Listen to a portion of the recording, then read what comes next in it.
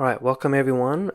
This is going to be a very short preview video of my F1 engine model. Here is the desktop resin version.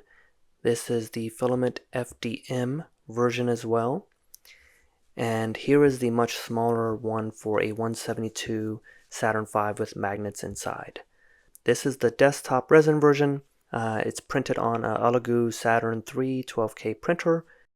Very, very detailed. I've got a lot of modeling work in Maya on it. I've even done some sculpting with ZBrush as well to get some of the extra added detail. All of the detail that you see here is in the print, and I've designed every piece as to avoid any 3D printed look. You don't see any support marks or anything like that.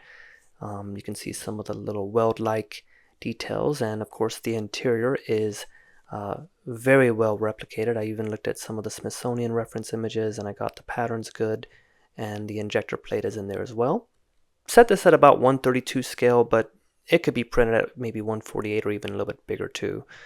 Moving on, this is the much smaller 172 version right now. It's got only 24 parts, so it's a little bit combined, and there's a few little things that are different about it, but as you can see, the detail is still there. It still looks great.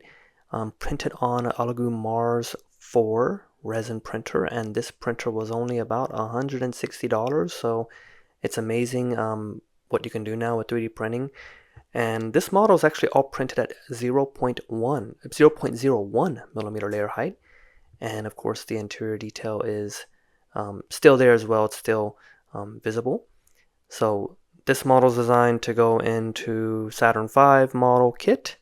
So I've got magnets on the inside. You cannot see them, but there are magnets in the LOX dome, and there's also magnets inside of the engine interface panel. You can barely see them right there a little bit, but yeah, that's designed to snap right onto the 172 Saturn V that I'm developing. And I think I can also have a 144 scale, which is a lot more reasonable. Alright, on to the FDM printed version. So this one has significantly more parts, right? I'm trying to optimize it for FDM printing, print a lot of pieces flat on the build plate. On some parts, at least for this version, I did use the AMS and some PLA support material, but I'm trying to avoid that as I move these parts out. The detail is still there. This is about 1/16 scale. There's a few, differences in the parts and how they look. Obviously, the overhangs are a little bit different too, right? You can see here. Same for the nozzle extension here, right? Resin's a little bit more forgiving. Same with the stand, right?